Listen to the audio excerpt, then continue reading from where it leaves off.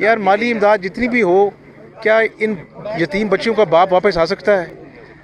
तो मैं तो इस वाकये में पुलिस ने लोगों को पकड़ लिया, तकरीबन सारे लोग पकड़े गए। हाँ पुलिस ने कोई शक नहीं, हुकूमत ने रिस्पॉन्ड किया है। जी, लेकिन इस तरह के वाकये जो सडन हो जाते हैं, कोई कानून साजी करेंगे या कोई इसका एक ही इलाज है, कैसे लोग कानून मौजूद है, सब कुछ मौजूद है। हमें इन दरिंदों को कानून के मुताबिक जल्द अज जल्द करार वाक़ई सज़ा दिलवानी है। और मैंने आज कह दिया है आईजी साहब को भी कि आप मुझे एक रोड मैप दें कि आपकी कस्टडी में मुलजिम हैं, सीसीटीवी फुटेज मौजूद है।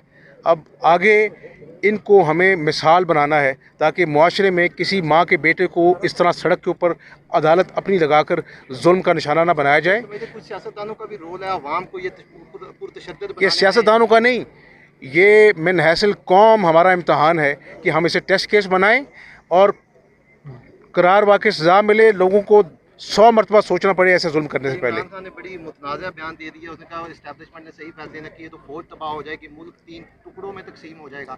जरदारी साहब ने इस पर एहतजाज की भी कॉल आज मैं बात करूंगा इस पे, इस जगह पे मौका नहीं है क्योंकि मेरा दिल रंजीदा है। मैं आज इस माँ की अपना जो है दाद रसी के लिए आया।